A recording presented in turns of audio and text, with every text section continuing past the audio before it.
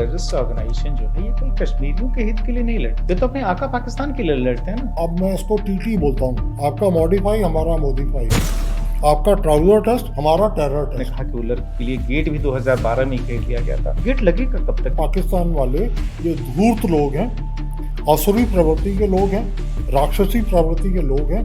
इन लोगों ने अच्छा अच्छा कह के हमारे यज्ञ जो थे भंग करते रहे। इफेक्टिवली अगर पाकिस्तान को जो है हमें सबक सिखाना है तो डैम बनानी होगी। अभी जो है हमको उस तरफ नहीं जाना। हमारी ईस्टर्न रिवर में रावी में से उनके पास 2 मिलियन एकड़ फीट पानी जाता है, वो हमको पानी रोकते हैं। कहीं ऐसा तो नहीं कि नैरेटिव बिल्डिंग में पाकिस्तान हमेशा बाजी मार लेगा। नैरेटिव ये कहा जा रहा है पाकिस्तान युद्ध जीत गया।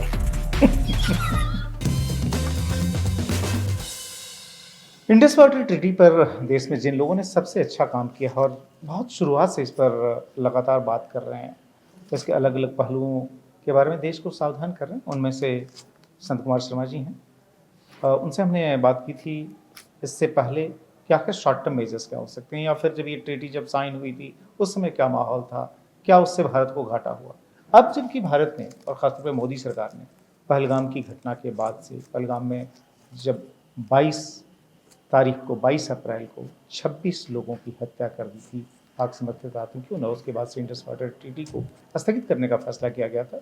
इसको एक तरह से जो पाकिस्तान के खिलाफ जो एक तरह कह सकते हैं वार ऑन टेरर जो था, उसके तहत एक बड़े स्टेप के तौर पर अभी भी ये जो है भारत सरकार अपने उसी फैसले पर जो है बिल्कुल दृढ़ है।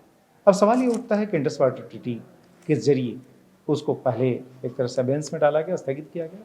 अब अगर पानी को रोकना है तो लॉन्ग टर्म मेजर्स इसके क्या होंगे? शॉर्ट टर्म मेजर्स की बात हुई थी कि शॉर्ट टर्म में आप ये कर सकते हैं, ये कर सकते हैं। लॉन्ग टर्म मेजर्स जाहिर ये डैम का रास्ता है, ड्रेजिंग का रास्ता है। उल्लर जो कि सबसे बड़ी लेक है, उसमें क्या पानी होल्ड किया जा सकता है? मैं आपसे समझना चाहता हूँ कि जब इस पर बात शुरू हुई तो ये कहा गया कि जो है उल्लर की जो उल्लर लेक जो है उसकी होल्डिंग कैपेसिटी बहुत बड़ी है, हम उसका इस्तेमाल क्यों नहीं करते? जो IWT के तहत अगर हमने मान लीजिए जो है इंडस वाटर ट्रीटी को अबेंस में डाला, उसको स्थगित कर दिया, तो पानी को हमें रोकना है, हमें छोड़ना नहीं है, तो कहाँ पानी को रखा जाए? क्या उल्लर का रास्ता इसमें उपयोगी? देखिए, वुल्लर इसलिए उपयोगी है, वुल्लर में जो झेलम का पानी है, झेलम में 23.5 मिलियन एकड़ फीट पर एनम, और वुल्लर जो लेक पड़ती है, वुल्लर लेक पड़ती है इसके झेलम के रास्ते में, और झेलम से उनको पानी मिलता है मंगला में, और मंगला का पूरा पानी जाता है जो उनके पंजाब प्रांत को हरा भरा रखता है। और डुबोया किसको? उसने POJK को, मीरपुर में बनी हुई है। और जो डूबे हैं जो लोग, वो ये कश्मीर, मीरपुर को ठीक बिल्कुल बगल में है ना ये मंगला डैम। वुल्लर, बिल्कुल वुल्लर जो है इस तरफ है, हमारी तरफ। और वुल्लर का आप एक बार ये सोच के देखिए, हम जहाँ बैठे हुए हैं, हम लोग जो है, हमारी कुर्सियाँ शायद 1.5 फीट की होंगी, बिल्कुल। 18 इंच 19 इंच ऊंची होंगी। आप ये सोचिए कि जो वुल्लर का जो परिधि है, जो उसका पूरा एरिया है, वो नॉर्मल जो है वो है 29 स्क्वायर किलोमीटर्स, 29 स्क्वायर किलोमीटर। 29। लेकिन अगर हम इसको पानी होल्ड करें और इसकी ड्रेजिंग करें तो ये बढ़ जाता है 100 स्क्वायर किलोमीटर। ओहो, कितना? 100 स्क्वायर किलोमीटर। हाँ, तो बढ़ता कितना है? बढ़ता है 71 स्क्वायर किलोमीटर। तो 71 स्क्वायर किलोमीटर पे अगर 5 फुट का, 6 फुट का, 10 फीट का आप वाटर कॉलम, सीधा वर्टिकली होता है ना, बिल्कुल। तो अगर वो वाटर कॉलम खड़ा होगा तो कितना बड़ा होगा वो वाटर कॉलम? और जब उस वाटर कॉलम को हम करेंगे तो हमारा क्या होगा? हम उड़ी वन में हम बिजली पैदा करते हैं। उड़ी वन के अलावा हमारे यहाँ और भी 1-2 लोअर झेलम है जहाँ पे हमारे हाइड्रोइलेक्ट्रिक प्रोजेक्ट है। वो प्रोजेक्ट सर्दियों में इसलिए नहीं चल पाते क्योंकि वुल्लर का, उसमें झेलम में डिस्चार्ज बहुत कम हो जाता है। लेकिन अगर वुल्लर में ये पानी हो, पूरा का पूरा पानी रोक के रखा गया हो, तो वुल्लर में अगर पानी रोक के रखा गया हो तो वो क्या होगा? आपकी सर्दियों में जो लोअर झेलम में और उड़ी वन में, और उसके बाद उड़ी 2 भी 400-500 मेगावाट का बन जाएगा। सारा का सारा जो है आपको हाइड्रो पावर प्रोजेक्ट में, टूरिज्म में, फिशरीज में, आप ये सोचिए ना, 29 स्क्वायर किलोमीटर और 100 स्क्वायर किलोमीटर अंतर कितना है। और दूसरी तरफ जिसमें हमको बहुत बड़ी बाधाएं पाकिस्तान ने पैदा की हैं, और हमको उन बाधाओं को हटा देना चाहिए, नहीं मानना चाहिए। ये वो होता है ना, मछली का कांटा जैसे फंसता है, वो हमारे गले में बहुत बुरी तरह उन्होंने फंसा दिया, और हम क्योंकि इसको मानते रहे, हमको इसको बिल्कुल नहीं मानना चाहिए। और हमको सबसे पहले जो है, ये पहले जो था इस पर जो सबसे पहले जो काम हुआ है, अगर आप देखेंगे इसके जो रिकॉर्ड्स अवेलेबल हैं सरकार के पास हैं, वो 1912 के हैं। क्या हुआ था तो उस वक्त? 1912 के वुलर का जो यूज़ किया गया था, और वुलर को रोकने के लिए, और वुलर में प्रॉब्लम्स क्या हैं, वुलर किस तरीके से झेलम की चैनल्स को ठीक रख सकती है, और अगर आप वुलर को ठीक रखें तो कश्मीर में बाढ़ नहीं आएगी। कभी नहीं बाढ़ आएगी, जो कि श्रीनगर ने झेला था। यस, श्रीनगर ने कब झेला था? श्रीनगर ने झेला था 7 सितंबर 2014 को, जब उसमें आया था 7 सितंबर 14 को एक बहुत बड़ा फ्लड आया था। वो फ्लड क्यों आया था? वो फ्लड इसलिए आया था कि झेलम बह रही थी, झेलम वुलर में गई और वुलर में उसने बैक मारना शुरू कर दिया, जैसे हमारे घर में कभी कभी हो बिल्कुल। जाता है। उस तरीके से वुलर का पानी जो था, वुलर से पानी मुड़ना शुरू हो गया। लेकिन क्यों मुड़ना शुरू हुआ? क्योंकि हिजबुल मुजाहिदीन के कुछ लोगों ने 2012 में, मैंने अपनी किताब में उसका उल्लेख किया है, जी बिल्कुल, मैंने देखा है। शुरुआत में उल्लेख किया है कि 27 अगस्त 2012 को अडीपुरा नाम की एक जगह है, अडीपुरा नाम की जगह पर उन्होंने अटैक किया हिजबुल मुजाहिदीन वालों ने। और उसके कारण क्या हुआ, कुछ काम में अंतर पड़ा, और 2012 में जो काम होना था ड्रेजिंग का, कुछ रह गया। उसके बाद 13 में काम होना था ड्रेजिंग का, 14 में सितंबर तक भी, मई जून जुलाई अगस्त सितंबर, वो भी काम होना था। और उसके बाद क्या था कि उसके आगे गेट लगने से, वुलर के आगे जो है वो गेट खरीद लिए गए हैं। 2012 में वो गेट खरीद लिए गए थे।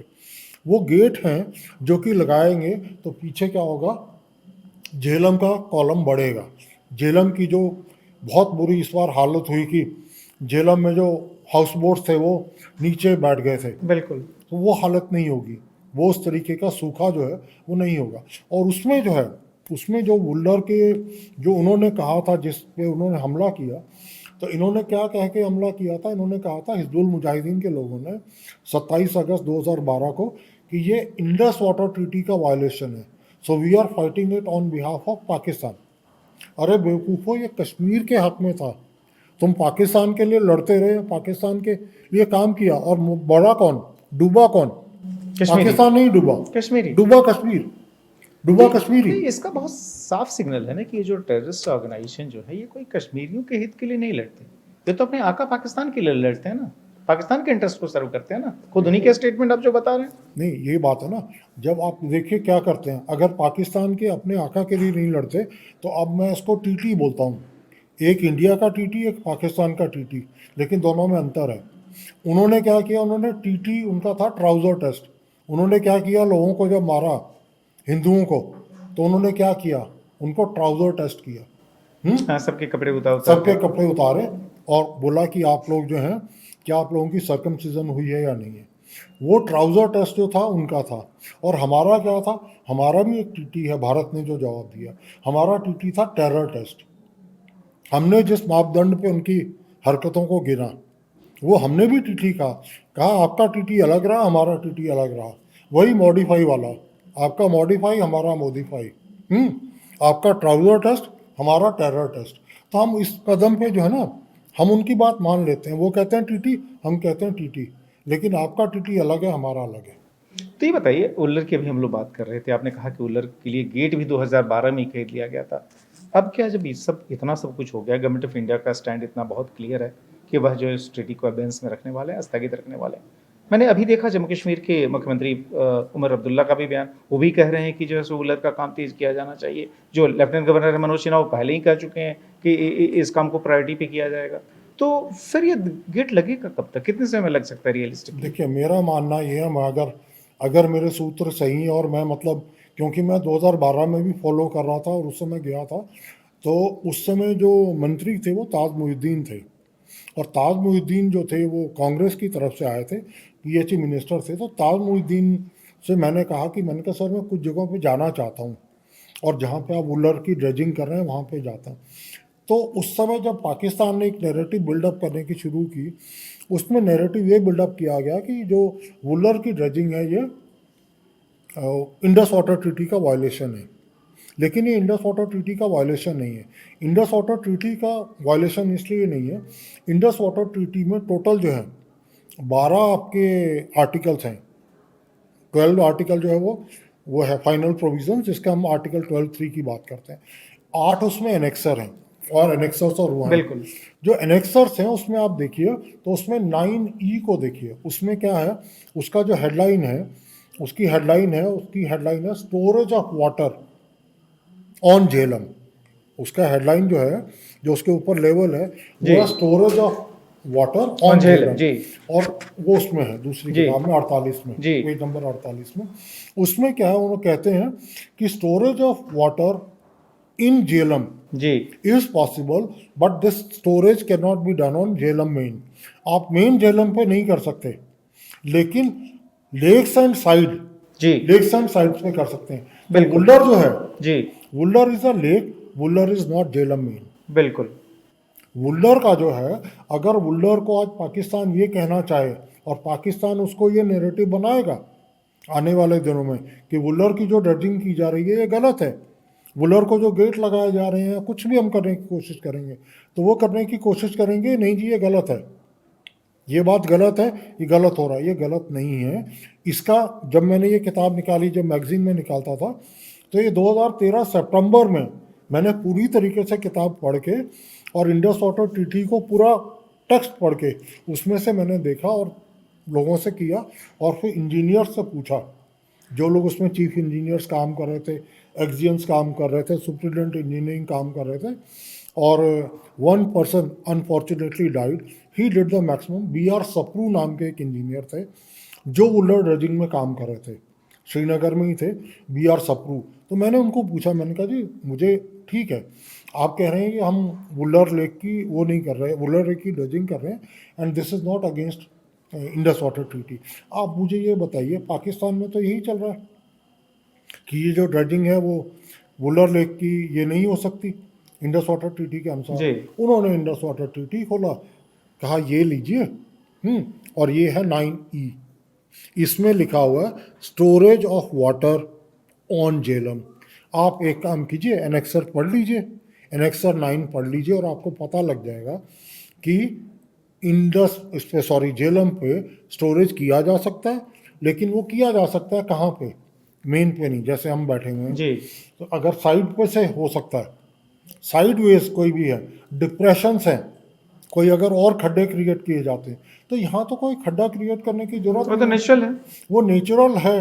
और हम उस नेचुरल को अगर सिर्फ पूरी तरीके से वो कर दें, वुल्लर की ड्रेजिंग कर दें, पर पहले भी झेलम का पानी तो उल्लर में जाता ही रहा है ना, ये तो कोई नई बात तो है नहीं। भाई वुल्लर का पानी झेलम के बगैर, सॉरी, झेलम का पानी वुल्लर में जाए बगैर पाकिस्तान ही नहीं नहीं जाता, जा सकता। सीधी बात है। अब यहाँ पर मैं आपसे ये समझना चाहता हूँ कि आपने कहा कि उल्लर का गेट जो है वो तो 2012 से पड़ा, आपने अभी कुछ सूत्र का जिक्र भी कर रहे थे, कब तक लग जाएगा? मुझे पता नहीं, क्योंकि जो काम हो रहा है इस वक्त, मेरा स्वास्थ्य एक कारण रहा। जब मैं ये मैगज़ीन निकाल रहा था 14 में मेरे बंद करनी पड़ी, क्योंकि मुझे पहली बार ब्रेन ट्यूमर हुआ और मैं बहुत बुरा मेरा हाल रहा। तो लेकिन उन दिनों जब मैं लास्ट में, जिन दिनों फ्लड्स आए सितंबर 14 में, तो उन दिनों मैं फॉलोअप कर रहा था और उन दिनों मैं कह रहा था, क्योंकि अक्टूबर में तो मैं, नवंबर में तो पूरी तरह मैं गिर गया, फिर मेरे को 2 साल 2.5 साल से होश ही नहीं आई। लेकिन उन दिनों जो मैं पढ़ रहा था, जो कश्मीर के पेपर थे, जो मैं ऑनलाइन पढ़ पाता था, तो उसमें ये चीज़ क्लियर थी कि हमारे पास कई चीज़ें ऐसी ऐसी हैं जो वुल्लर ड्रेजिंग के लिए हमने ली। जो उसके जो ड्रेजर थे, वो ड्रेजर जो है वो पहले नेहरू के टाइम पे लिया गया था, ओहो और नेहरू के समय के बाद निंगली निंगली नाम की एक जगह है जिसकी खुदाई कर रहे थे, वो कर रहे थे, तो वुल्लर की जो ड्रेजिंग हुई थी, जो उसका ड्रेजर था, वो नेहरू के नेहरू ज़माने में के कर समय दी। खरीदा गया और नेहरू के समय के बाद दूसरी बार अब। और मेरा एक बात और है आपको, मतलब इस तरह भी हम कहते हैं कि वुल्लर की ड्रेजिंग जो है, इस पर एक बात करते हैं, वुल्लर की ड्रेजिंग पे नक्शे अवेलेबल हैं, वुल्लर का साइज अवेलेबल है, बिल्कुल किस दिन का अवेलेबल है। ये ट्रीटी साइन हुई 19 सितंबर 1960 को। आप एक काम करो, मैं कहता हूँ पाकिस्तान वाले आके खुदाई करें हमारे यहाँ, असीम मुनीर आके खुदाई करें, शहबाज शरीफ आके खुदाई करें, उनके फॉरेन मिनिस्टर आके खुदाई करें, ठेका भी हम उनको देते हैं। उनको बोलते हैं एक काम करो, 19 सितंबर 1960 को जो वुल्लर का साइज था, हमको वो चाहिए। भाई वो तो ट्रीटी का वायलेशन नहीं बिल्कुल। होगा, वो ट्रीटी का वायलेशन नहीं होगा अगर हम उस स्टेटस पे जाते हैं। तो ये लोग जो हैं पाकिस्तान वाले, ये धूर्त लोग हैं, असुरी प्रवृत्ति के लोग हैं, राक्षसी प्रवृत्ति के लोग हैं। इन लोगों ने अच्छा अच्छा कह के ये हमेशा हमारे यज्ञ जो थे भंग करते रहे।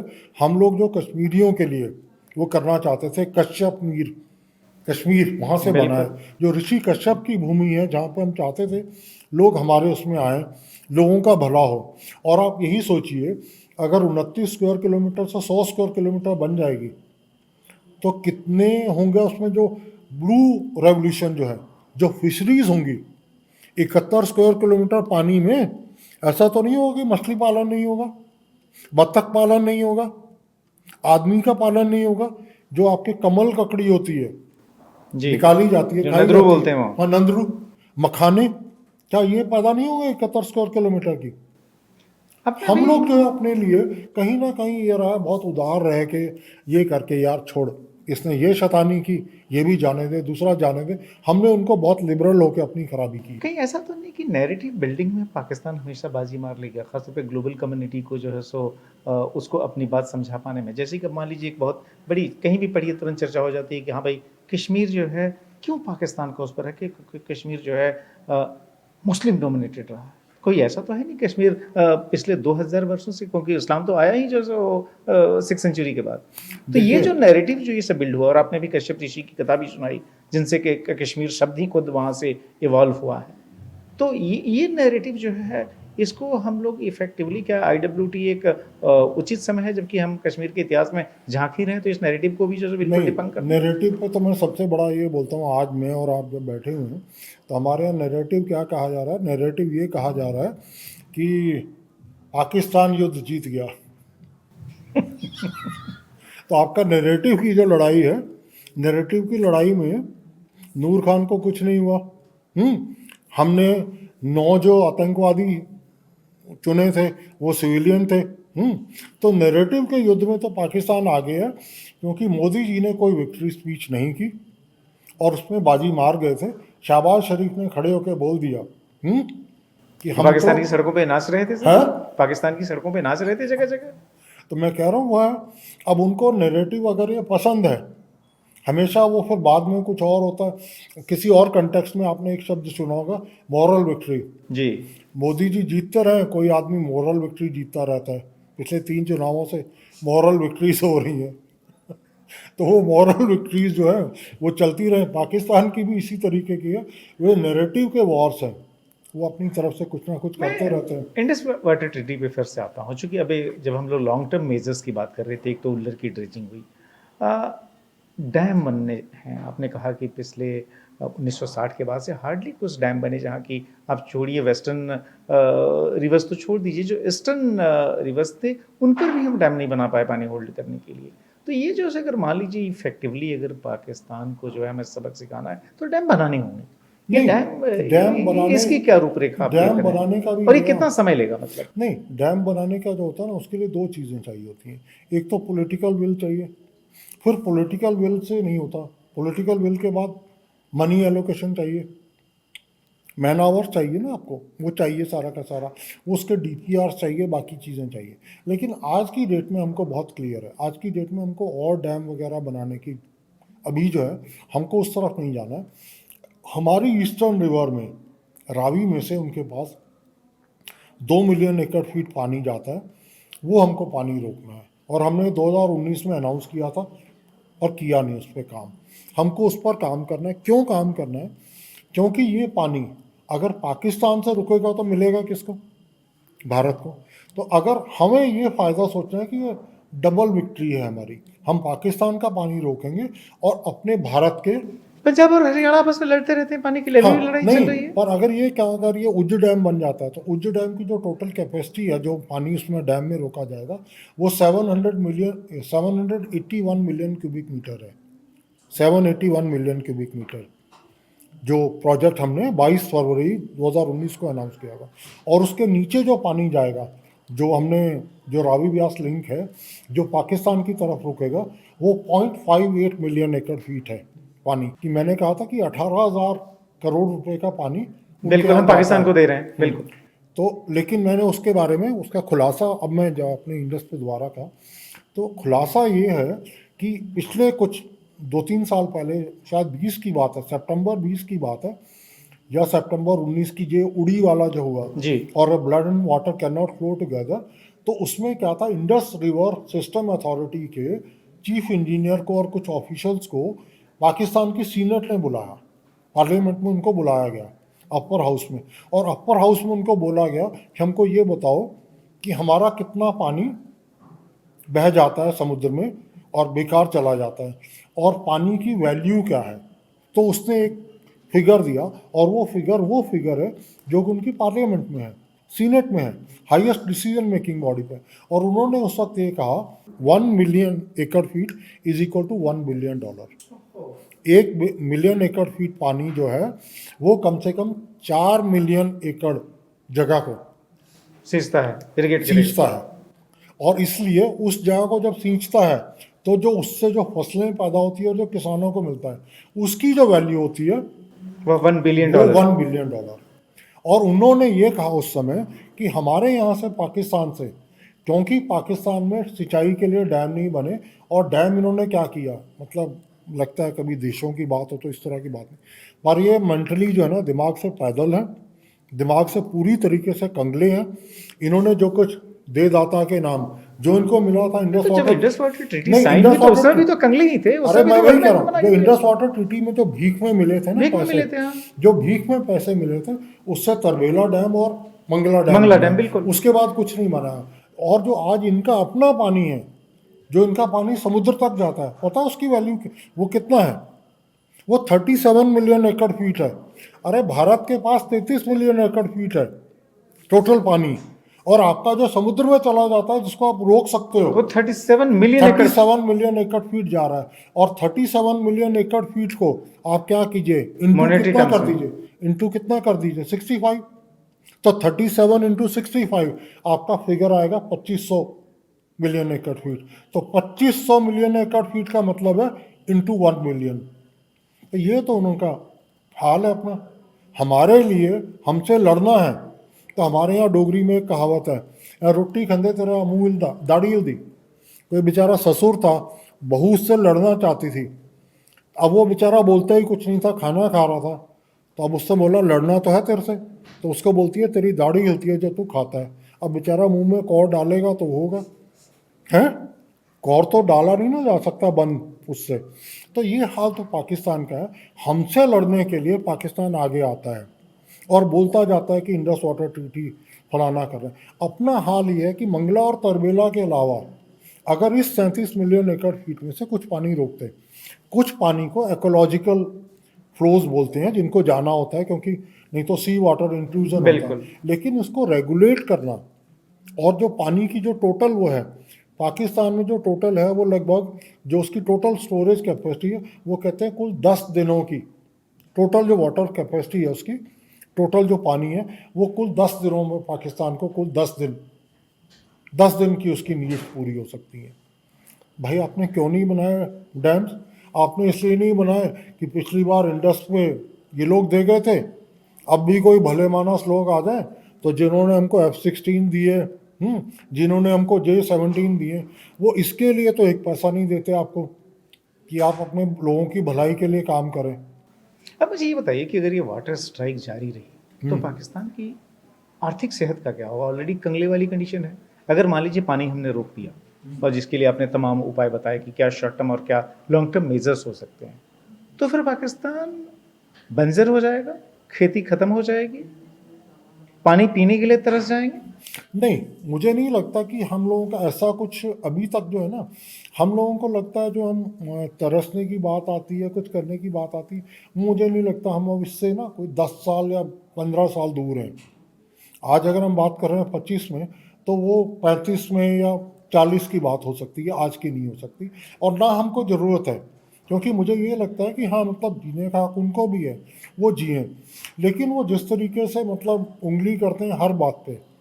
हम लोगों ने जब 20 और 80 का, जो आपकी द्वारा उस बात पे आता हूँ कि 80-20 की ट्रीटी है, तो हम लोगों ने ये सोचा था कि हम लोगों का जो नुकसान ये नहीं करेंगे, हम लोगों को हाइड्रो पावर जनरेशन हो जाएगी।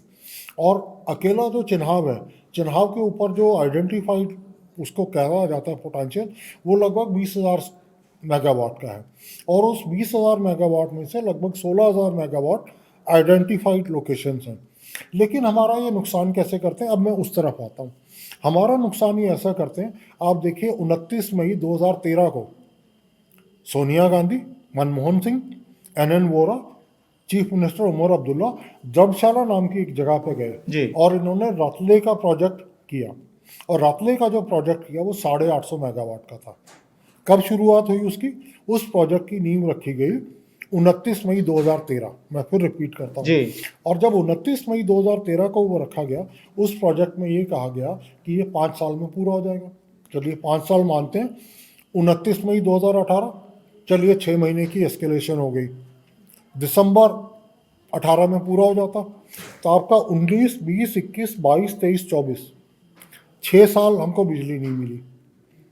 क्योंकि वो रतले क्या हुआ, रतले खटाई में पड़ गया। जो प्राइवेट कंपनी उसको कर रही थी, पाकिस्तान ने बार बार ऑब्जेक्शन लगाए तो उस कंपनी ने भी थोड़ा, that company also develop cold field, और कुछ कारणों से वो कंपनी ने बीच में प्रोजेक्ट छोड़ दिया। तो कंपनियां भी जब बीच में प्रोजेक्ट छोड़ के जाती हैं तो उनका बेचारों को कुछ पैसा लगा होता है ना, बिल्कुल। उनका भी कुछ पैसा डूबा होगा। लेकिन पाकिस्तान ने जिस तरीके का नैरेटिव बनाया था, जिस तरीके की हठधर्मिता दिखाई थी, उस हठधर्मिता के चलते हमको कितना नुकसान हुआ। 6 साल 850 मेगावाट, तो अगर 6 साल 850 मेगावाट का आप गिने तो कितना बनता है? 8 6 48 और 3 51। 5100 मेगावाट का सिर्फ एक प्रोजेक्ट में हमको नुकसान हुआ। सिर्फ एक प्रोजेक्ट में कितना? 5100 मेगावाट का।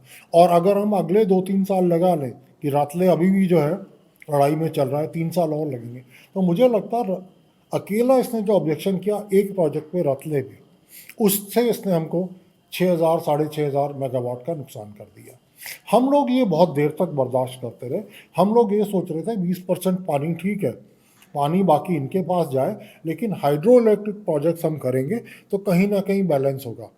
क्योंकि ये नदियाँ जो वेस्टर्न हैं वैसे इनकी हैं, हमको 100% पानी नीचे जाने देना, लोअर राइपेरियन एंग्जाइटीज़ की कोई ज़रूरत नहीं, हम कुछ नहीं करेंगे। लेकिन इसने क्या किया, इसने हर कदम पे हमको प्रॉब्लम क्रिएट की। और आपको पता है सलाल में क्या हुआ? सलाल में 1978 अप्रैल में हमने उसके लोअर जो थे, अटल बिहारी वाजपेयी जी उस समय विदेश मंत्री थे, तो हमने उसके स्लूइस गेट्स बंद कर दिए जिससे सेडिमेंट निकलता है। ये हाल हमारा 1978 में था। 2005 में हमको क्या किया गया, जितनी टोटल पॉन्डेज मिलनी थी, पॉन्डेज के लिए जिसको हमने क्रिएट किया था बगलिहार में, उस पॉन्डेज से कई मिलियन क्यूबिक मीटर पानी कम कर दिया गया। किसने? रेमन लिफिटी जो न्यूट्रल एक्सपर्ट थे। और हमको जो हमारे पास जो बगलिहार की कैपेसिटी है, Baglihar has been made to a capacity which is higher than what we do under Indus water treaty. तो अब हम क्या करेंगे, अब जितनी कैपेसिटी उसकी है हम उस तरफ जाएंगे। और दूसरा जो आपने एक बात की, जो इनको इमीडिएट जो इनको प्रसाद होता है ना, जब आप मंदिर में जाते हैं तो आपको क्या मिलता है? प्रसाद मिलता है। पंडित जी आपको टीका लगाते हैं। तो अभी इनको जो टीका लगाना ना, जो इनको अभी बताना है वो ये है, आइए आप हमसे प्रसाद लेके जाइए। प्रसाद क्या लेके जाइए? जो हमारे यहाँ किशन गंगा में सेडिमेंट इकट्ठा है, कब से? 2009 से गुरेज में। वो नीचे बहा दीजिए सारा का सारा, और नीचे जाके उनके यहाँ जेलम में रुके। धन्यवाद। ये जो है सब प्रसाद जो आपने बांटने की जो नई बात कही, और इतने सारी जो कॉम्प्लेक्सिटीज़ जो जुड़ी हुई हैं IWT से जुड़ी हुई, उसको हमारे साथ साझा करने के लिए। जाहिर है भारत उसी दिशा में आगे बढ़ रहा है कि किस तरीके से इसी इंडस वाटर ट्रीटी को यूज़ करते हुए उसको सबक सिखाया जाए और अपने हितों की रक्षा की जाए। धन्यवाद। प्लेजर।